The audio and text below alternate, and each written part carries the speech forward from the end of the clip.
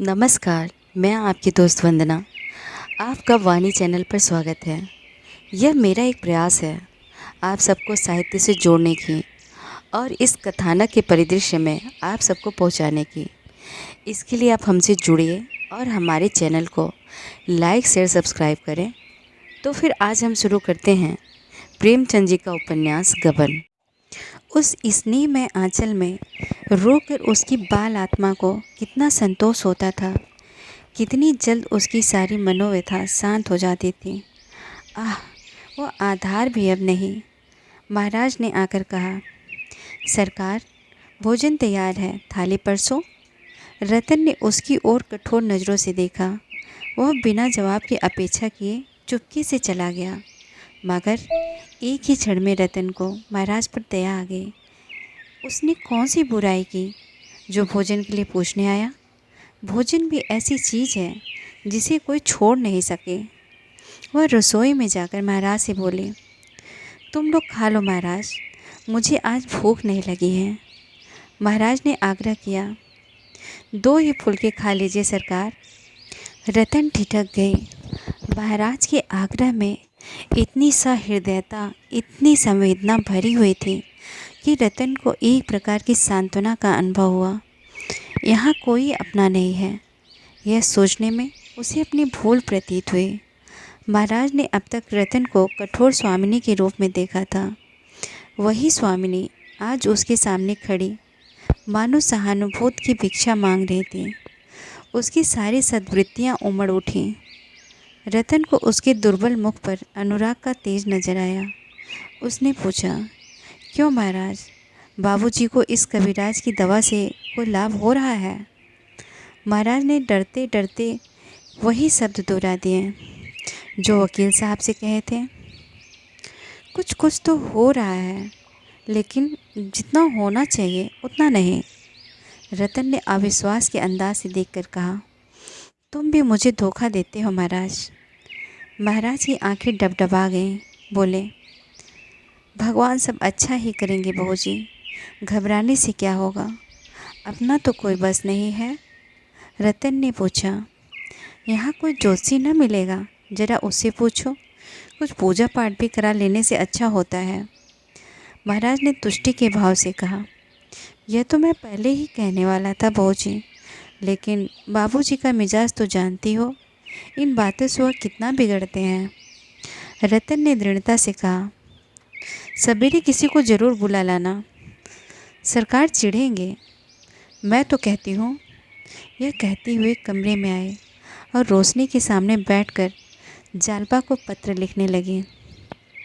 बहन, नहीं कह सकती क्या होने वाला है। आज मुझे मालूम हुआ कि मैं अब तक मीठे भ्रम में पड़ी हुई थी।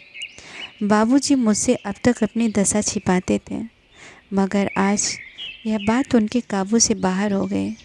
तुमसे क्या कहूँ, आज वो वसीयत लिखने की चर्चा कर रहे थे, मैंने ही टाला। दिल घबरा रहा है बहन, जी चाहता है थोड़ी सी सखिया खाकर सो रहूं। विधाता को संसार दयालु, कृपालु, दीनबंद और न जाने कौन कौन सी उपाधियाँ देता है। मैं कहती हूँ, उससे निर्दयी, निर्मम, निष्ठुर कोई शत्रु भी नहीं हो सकता। पूर्व जन्म का संस्कार केवल मन को समझाने की चीज़ है। जिस दंड का हेतु ही हमें न मालूम हो, उस दंड का मूल्य ही क्या? वह तो जबर की लाठी है जो आघात करने के लिए कोई कारण गढ़ लेती है। इस अंधेरे निर्जन कांटों से भरे हुए जीवन मार्ग में मुझे केवल एक टिमटिमाता हुआ दीपक मिला था। मैं उसे आंचल में छिपाए विधि को धन्यवाद देती हुए गाती चली जाती थी, पर वह दीपक भी मुझसे छीना जा रहा है। इस अंधकार में मैं कहाँ जाऊँगी? कौन मेरा रोना सुनेगा? कौन मेरी बाहें पकड़ेगा? बहन, मुझे क्षमा करना, मुझे बाबूजी का पता लगाने का अवकाश नहीं मिला। आज कई पार्कों का चक्कर लगा आए, पर कहीं पता नहीं चला। कुछ अवसर मिला तो फिर जाऊंगी। माता जी को मेरा प्रणाम कहना। पत्र लिखकर रतन बरामदे में आए। शीतल समीर के झोंके आ रहे थे। प्रकृति मानो रोग सैया पर पड़ी सिसक रही थी। उसी वक्त वकील साहब के सांस वेग से चलने लगे। रात के 3 बज चुके थे। रतन आधी रात के बाद आराम कुर्सी पर लेटे ही लेटे झपकियाँ ले रहे थे कि सहसा वकील साहब के गले का खर्राटा सुनकर चौंक पड़े। उल्टी सांसें चल रही थी। वह उनके सिरहाने चारपाई पर बैठ गए और उनका सिर उठाकर अपनी जांघ पर रखा। अभी न जाने कितनी रात बाकी है। मेज़ पर रखी हुई छोटी घड़ी की ओर देखा। अभी 3 बजे थे। सवेरा होने में 4 घंटे की देर थी। कविराज कहीं 9 बजे आएंगे, यह सोचकर वह हताश हो गए। अभाग्नि रात क्या अपना मुंह काला लेकर विदा न होगी। मालूम होता है 1 युग हो गया। कई मिनट के बाद वकील साहब के सांस रुक गए। सारी देह पसीने में तर थी। हाथ से रतन का हाथ हट जाने का इशारा किया और तकिए पर सिर रखकर फिर आंखें बंद कर ली। एकाएक उन्होंने छीड़ स्वर में कहा, रतन, अब विदाई का समय आ गया। मेरे अपराध के। उन्होंने दोनों हाथ जोड़ लिए और उसकी ओर 3 याचना की आंखों से देखा। कुछ कहना चाहते थे पर मुँह से आवाज़ न निकली। रतन ने चीख कर कहा, टीमल, महाराज, क्या दोनों मर गए?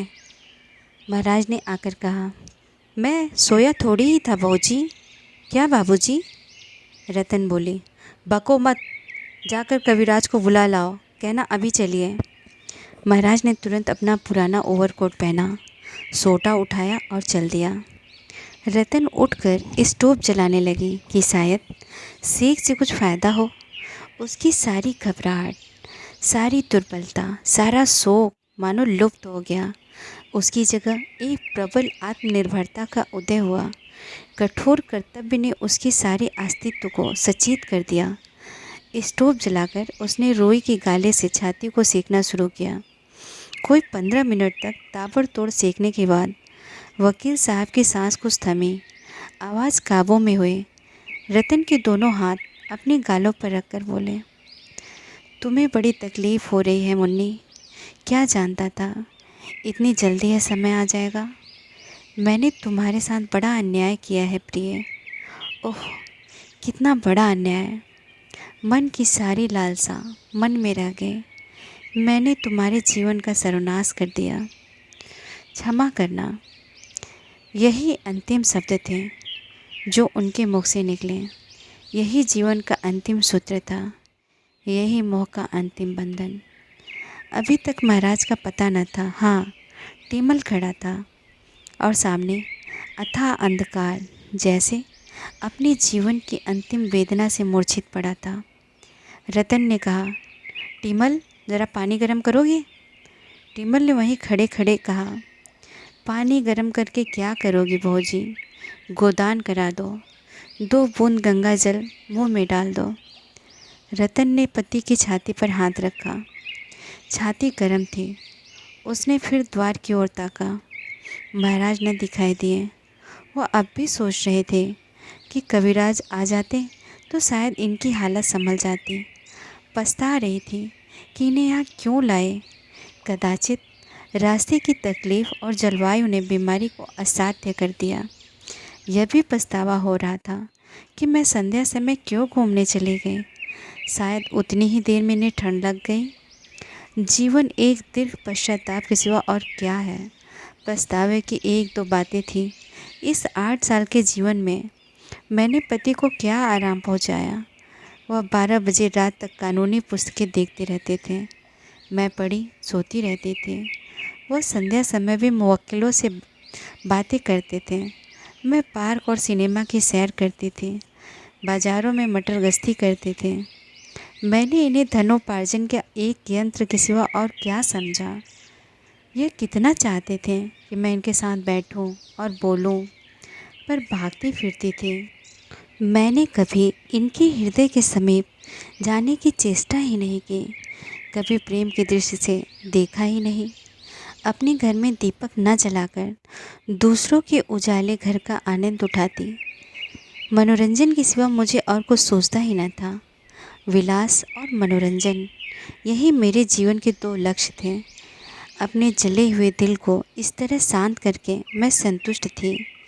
खीर और मलाई की थाली क्यों न मुझे मिली। इस क्षोभ में मैंने अपनी रोटियों को लात मार दी। आज रतन को उस प्रेम का पूर्ण परिचय मिला जो इस विदा होने वाली आत्मा को उससे था। वह इस समय भी उसी की चिंता में मग्न थे। रतन के लिए जीवन में फिर भी कुछ आनंद था, कुछ रुचि थी, कुछ उत्साह था। इनके लिए जीवन में कौन सा सुख था? न खाने पीने का सुख, न मेले तमाशे का सुख। जीवन क्या एक दीर्घ तपस्या थी जिसका मुख्य उद्देश्य कर्तव्य का पालन था? क्या रतन उनका जीवन सुखी न बना सकते थे? क्या एक क्षण के लिए एक कठोर कर्तव्य की चिंताओं से उन्हें मुक्त न कर सकते थे? कौन कह सकता है कि विराम और विश्राम से ये बुझने वाला दीपक कुछ दिन और न प्रकाशमान रहता? लेकिन उसने कभी अपने पति के प्रति अपना कर्तव्य ही न समझा। उसकी अंतरात्मा सदैव विद्रोह करते रहे, केवल इसलिए कि इनसे मेरा संबंध क्यों हुआ। क्या इस विषय में सारा अपराध इन्हीं का था? कौन कह सकता है कि दरिद्र माता पिता ने मेरी और भी दुर्गत न की होती। जवान आदमी भी सबके सब क्या आदर्श ही होते हैं। उनमें भी तो व्यभिचारी, क्रोधी, शराबी सभी तरह के होते हैं। कौन कह सकता है इस समय मैं किस दशा में होती। रतन का एक एक रोया इस समय उसका तिरस्कार कर रहा था। उसने पति के चरणों पर सिर झुका लिया और बिलख कर रोने लगी। वह सारे कठोर भाव जो बराबर उसके मन में उठते रहते थे, वह सारे कटु वचन जो उसने जल जल कर उन्हें कहे थे, सैकड़ों पिच्छुओं के समान उसे डंक मार रहे थे। हाय, मेरा यह व्यवहार उस प्राणी के साथ था जो सागर की भांति गंभीर था। इस हृदय में कितनी कोमलता थी, कितनी उदारता। मैं एक पीड़ा पान दे देती थी तो कितना प्रसन्न हो जाते थे। जरा हंसकर बोल देती थी तो कितने तृप्त हो जाते थे, पर मुझसे इतना भी ना होता था। इन बातों को याद कर कर के उसका हृदय फटा जाता था। उन चरणों पर सिर रखे हुए उसे प्रबल आकांक्षा हो रही थी कि मेरे प्राण इसी क्षण निकल जाएं। उन चरणों को मस्तक से स्पर्श करके उसके हृदय में कितना अनुराग उमड़ आता था, मानो एक युग की संचित निधि को वो आज ही इसी क्षण लुटा देगी। मृत्यु की दिव्य ज्योति के सम्मुख उसके अंदर का सारा मालिन्य, सारी दुर्भावना, सारा विद्रोह मिट गया था। वकील साहब की आंखें खुली हुई थी, पर मुख पर किसी भाव का चिन्ह न था। रतन की विह्वलता भी अब उनकी बुझती हुई चेतना को प्रदीप्त न कर सकती थी। हर्ष और शोक के बंधन से वह मुक्त हो गए थे। कोई रोए तो गम नहीं, हंसे तो खुशी नहीं। टीमल ने आचमनी में गंगा जल लेकर उनके मुंह में डाल दिया। आज उन्होंने कुछ बाधा न दी। वह जो पाखंडों और रूढ़ियों का शत्रु था, इस समय शांत हो गया था। इसलिए नहीं कि उसमें धार्मिक विश्वास का उदय हो गया था, बल्कि इसलिए कि उसमें अब कोई इच्छा न थी। इतनी ही उदासीनता से वह विष का घूंट पी जाता। मानव जीवन की सबसे महान घटना कितनी शांति के साथ घटित हो जाती है। वह विश्व का एक महान अंग, वह महत्वाकांक्षाओं का प्रचंड सागर, वह उद्योग का अनंत भंडार, वह प्रेम और द्वेष, सुख और दुख का लीला क्षेत्र, वह बुद्धि और बल की रंग भूमि न जाने कब और कहाँ लीन हो जाती है। किसी को खबर नहीं होती। एक हिचकी भी नहीं, एक उच्छ्वास भी नहीं, एक आ भी नहीं निकलती। सागर की हिलोरों का कहाँ अंत होता है, कौन बता सकता है। ध्वनि कहाँ वायुमग्न हो जाती है, कौन जानता है। मानवीय जीवन उस हिलोर के सिवा, उस ध्यान के सिवा और क्या है। उसका अवसान भी उतना ही शांत, उतना ही अदृश्य हो तो क्या आश्चर्य है। भूतों के भक्त पूछते हैं, क्या वस्तु निकल गई। कोई विज्ञान का उपासक कहता है, एक क्षीण ज्योत निकल जाती है। कपोल विज्ञान के पुजारी कहते हैं, आँखों से प्राण निकले। मुंह से निकले, ब्रह्मांड से निकले। कोई उनसे पूछे, हिलोर ले लेते समय क्या चमक उठती है, ध्वनि लीन होते समय क्या मूर्तिमान हो जाती है। यह उस अनंत यात्रा का एक विश्राम मात्र है, जहाँ यात्रा का अंत नहीं, नया उत्थान होता है। कितना महान परिवर्तन! वह जो मच्छर के डंक को सहन न कर सकता था, अब उसे चाहे मिट्टी में दबा दो, चाहे अग्निचिता पर रख दो, उसके माथे पर बल तक न पड़ेगा। टीमल ने वकील साहब के मुख की ओर देखकर कहा, बहू जी आइए, खाट से उतार दें, मालिक चले गए। यह कहकर वह भूमि पर बैठ गया और दोनों आंखों पर हाथ रखकर फूट फूट कर रोने लगा। आज 30 वर्ष का सांस छूट गया। जिसने कभी आधी बात नहीं कही, कभी तू करके नहीं पुकारा, वह मालिक अब उसे छोड़े चला जा रहा था। रतन अभी तक कविराज की बाट जो रहे थे। टीमल के मुख से यह शब्द सुनकर उसे धक्का सा लगा। उसने उठकर पति की छाती पर हाथ रखा। 60 वर्ष तक अविश्राम गति से चलने के बाद धड़कने अब विश्राम कर रही थी। फिर उसे माथे पर हाथ रखने की हिम्मत न पड़ी। उस देह को स्पर्श करते हुए, उस मरे हुए मुख की ओर ताकते हुए उसे ऐसा विराग हो रहा था जो ग्लानि से मिलता था। अभी जिन चरणों पर सिर रखकर वह रोई थी, उसे छूते हुए उसकी उंगलियां कटी सी जाती थी। जीवन सूत्र इतना कोमल है, उसने कभी न समझा था। मौत का ख्याल कभी उसके मन में न आया था। उस मौत ने आंखों के सामने उसे लूट लिया। एक क्षण के बाद टीमल ने कहा, बहू जी अब क्या देखती हो, खाट के नीचे उतार दो, जो होना था हो गया। उसने पैर पकड़ा, रतन ने सिर पकड़ा और दोनों ने शव को नीचे लिटा दिया। वहीं ज़मीन पर बैठकर रतन रोने लगे। इसलिए नहीं कि संसार में अब उसके लिए कोई अवलंबन था, बल्कि इसलिए कि वह उसके साथ अपने कर्तव्य को पूरा ना कर सकी। उसी वक्त मोटर की आवाज़ आए और कविराज जी ने पदार्पण किया। कदाचित अब भी रतन के हृदय में कहीं आशा की कोई बुझती हुई चिंगारी पड़ी हुई थी। उसने तुरंत आंखें पोंछ डाली, सिर का आंचल संभाल लिया, उलझे हुए केस समेट लिए और खड़ी होकर द्वार की ओर देखने लगी। प्रभात ने आकाश को अपनी सुनहली किरणों से रंजित कर दिया था। क्या इस आत्मा के नवजीवन का यही प्रभात था? उसी दिन शव को काशी लाया गया। यहीं उसकी दाह क्रिया हुई। वकील साहब के एक भतीजे मालवे में रहते थे। उन्हें तार देकर बुला लिया गया। दाह क्रिया उन्होंने की। रतन को चिता के दृश्य की कल्पना ही से रोमांच होता था। वहाँ पहुंचकर शायद वह बेहोश हो जाती। जालपा आजकल प्राय सारा दिन उसी के साथ रहती। शोका तो रतन को न घर बार की सुध थी, न खाने पीने की। नित्य कोई न कोई ऐसी बात याद आ जाती जिस पर वह घंटों रोती। पति के साथ उसका जो धर्म था, उसके एक अंश का भी उसने पालन किया होता तो उसे बोध होता। अपनी कर्तव्यहीनता, अपनी निष्ठुरता, अपनी श्रृंगार लोलुपता की चर्चा करके वह इतना रोती कि हिचकियाँ बच जाती। वकील साहब के सद्गुणों की चर्चा करके ही वह अपनी आत्मा को शांति देती थी। जब तक जीवन के द्वार पर एक रक्षक बैठा हुआ था, उसे कुत्तों या बिल्ली या चोर चकार की चिंता न थी। लेकिन अब द्वार पर कोई रक्षक न था, इसलिए वह सजग रहती थी, पति का गुणगान करती थी। जीवन का निर्वाह कैसे होगा? नौकरों चाकरों में किन किन को जवाब देना होगा? घर का कौन कौन सा खर्च कम करना होगा? इन प्रश्नों के विषय में दोनों में कोई बात न होती, मानो ये चिंता मृत आत्मा के प्रति अभक्ति होगी। भोजन करना, साफ वस्त्र पहनना और मन को कुछ पढ़कर पहलाना भी उसे अनुचित जान पड़ता था।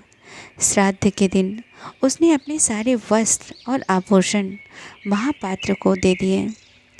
इन्हें लेकर अब वो क्या करेगी? इनका व्यवहार करके क्या वो अपने जीवन को कलंकित करेगी? इसके विरुद्ध पति की छोटी से छोटी वस्तु को भी स्मृति चिन्ह समझकर वो देखती भालती रहती थी। उसका स्वभाव इतना कोमल हो गया था कि कितनी भी बड़ी हानि हो जाए उसे क्रोध ना आता था। टीमल के हाथ से चाय का सेट छूटकर गिर पड़ा, पर रतन के माथे पर बल तक न आया। पहले एक तवा टूट जाने पर इसी टीमल को उसने बुरी डांट बताई थी, निकाले देती थी, पर आज उससे कई गुने नुकसान पर उसने जबान तक न खोली। कठोर भाव उसके हृदय में आते हुए मानो डरते थे कि कहीं आघात न पहुँचे। यह शायद पति शोक और पति गुणगान के सिवा और किसी भाव या विचार को मन में लाना वो पाप समझती थी। वकील साहब के भतीजे का नाम था मणिभूषण। बड़ा ही मिलनसार, हंसमुख, कार्यकुशल। इसी एक महीने में उसने अपने सैकड़ों मित्र बना लिए। शहर में जिन जिन वकीलों और रईसों से वकील साहब का परिचय था, उन सब से उसने ऐसा मेल जोल बढ़ाया, ऐसी बेतकल्लुफ़ी पैदा की कि रतन को खबर नहीं, और उसने बैंक का लेन देन अपने नाम से शुरू कर दिया। इलाहाबाद बैंक में वकील साहब के 20,000 रुपये जमा थे। उस पर तो उसने कब्जा कर ही लिया। मकानों के किराए भी वसूल करने लगा। गांव की तहसील भी खुद ही शुरू कर दी, मानो रतन से कोई मतलब नहीं है।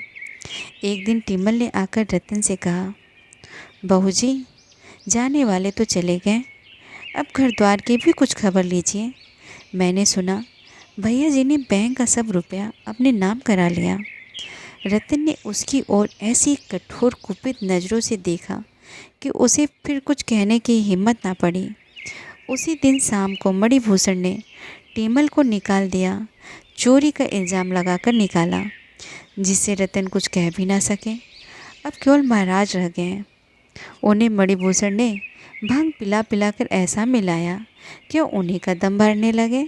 मेरी से कहते, बाबूजी का बड़ा रईसाना मिजाज है, कोई सौदा लाओ कभी नहीं पूछते कितने का लाए। बड़ों के घर में बड़े होते हैं। बहू जी बाल की खाल निकाला करती थी, यह बेचारे कुछ नहीं बोलते। मेहरी का मुंह पहले ही सी दिया गया था। उसके अधीर यौवन ने नए मालिक की रसिकता को चंचल कर दिया था। वह एक न एक बहाने से बाहर की बैठक में ही मंडराया करती थी। रतन को जरा भी खबर न थी कि किस तरह उसके लिए व्यूह रचा जा रहा है। एक दिन मणिभूषण ने रतन से कहा, काकी जी, अब तो मुझे यहाँ रहना व्यर्थ मालूम होता है। मैं सोचता हूँ अब आपको लेकर घर चला जाऊँ। वहाँ आपकी बहू आपकी सेवा करेगी, बाल बच्चों में आपका जी बहल जाएगा और खर्च भी कम हो जाएगा। आप कहें तो यह बंगला बेच दिया जाए, अच्छे दाम मिल जाएंगे। रतन इस तरह चौंकी मानो उसकी मूर्छा भंग हो गई, मानो किसी ने उसे झकझोर कर जगा दिया हो। सकपकाई हुई आंखों से उसकी ओर देखकर बोली, क्या मुझसे कुछ कह रहे हो? मणिभूषण, जी हाँ, कह रहा था कि अब हम लोगों का यहाँ रहना व्यर्थ है, आपको लेकर चला जाऊँ तो कैसा हो? रतन ने उदासीनता से कहा, हाँ, अच्छा तो होगा। मणिभूषण, काका जी ने कोई वसीयतनामा लिखा हो तो लाइए देखो, उनकी इच्छाओं के आगे सिर झुकाना हमारा धर्म है। रतन ने उसी भांति आकाश पर बैठे हुए जैसे संसार की बातों से अब उसे कोई सरोकार ही न रहा हो जवाब दिया, वसीयत तो नहीं लिखी, और क्या ज़रूरत थी? मणिभूषण ने फिर पूछा, शायद कहीं लिख कर रख गए हो? रतन, मुझे तो कुछ मालूम नहीं, कभी जिक्र नहीं किया। मणिभूषण ने मन में प्रसन्न होकर कहा, मेरी इच्छा है कि कोई यादगार बनवा दी जाए। रतन ने उत्सुकता से कहा, हाँ हाँ, मैं भी यही चाहती हूँ। मणिभूषण, गांव की आमदनी कोई 3,000 साल की है, ये आपको मालूम है? इतना ही इनका वार्षिक दान होता था। मैं उनके हिसाब की किताब देखी है, 200-250 से किसी महीने में कम नहीं। मेरी सलाह है कि वह सब ज्यों का त्यों बना रहे। रतन ने प्रसन्न होकर कहा, हाँ और क्या? मणिभूषण, तो गांव की आमदनी तो धर्मार्थ पर अर्पण कर दी जाए। मकानों का किराया कोई 200 रुपये महीना है, इससे उनके नाम पर एक छोटी संस्कृत पाठशाला खोल दी जाए। रतन: बहुत अच्छा होगा। मणिभूषण: और यह बंगला बेच दिया जाए, इस रुपये को बैंक में रख दिया जाए। रतन: बहुत अच्छा होगा, मुझे रुपए पैसे की अब क्या ज़रूरत है। मणिभूषण: आपकी सेवा के लिए तो हम सब हाजिर हैं। मोटर भी अलग कर दी जाए, अभी से यह फिक्र की जाएगी, तब जाकर कहीं 2-3 महीने में फुर्सत मिलेगी। रतन ने लापरवाही से कहा, अभी जल्दी क्या है, कुछ रुपए बैंक में तो हैं। मणिभूषण: बैंक में कुछ रुपए थे, मगर महीने भर से खर्च भी तो हो रहे हैं। 1500 पड़े होंगे। यहाँ तो रुपए जैसे हवा में उड़ जाते हैं। मुझसे तो इस शहर में 1 महीना भी ना रहा जाए। मोटर को तो जल्द ही निकाल देना चाहिए। रतन ने इसके जवाब में यही कह दिया। अच्छा तो होगा। वह उस मानसिक दुर्बलता की दशा में थी जब मनुष्य को छोटे छोटे काम भी असूझ मालूम होने लगते हैं। मणिभूषण की कार्यकुशलता ने एक प्रकार से उसे पराभूत कर दिया था। इस समय जो उसके साथ थोड़ी सी भी सहानुभूति दिखा देता, उसी को अपना शुभचिंतक समझने लगते। शोक और मनस्ताप ने उसके मन को इतना कोमल और नरम बना दिया था कि उस पर किसी की छाप पड़ सकती थी। उसकी सारी मलिनता और भिन्नता मानो भस्म हो गई थी। वह सभी को अपना समझती थी। उसे किसी पर संदेह न था, किसी से शंका न थी। कदाचित उसके सामने कोई चोर भी उसकी संपत्ति का अपहरण करता तो शोर न मचाती। सोडसी के बाद से जालपा ने रतन के घर आना जाना कम कर दिया था। केवल एक बार घंटे 2 घंटे के लिए चली जाया करते थे। इधर कई दिनों से दयानाथ को ज्वर आने लगा था।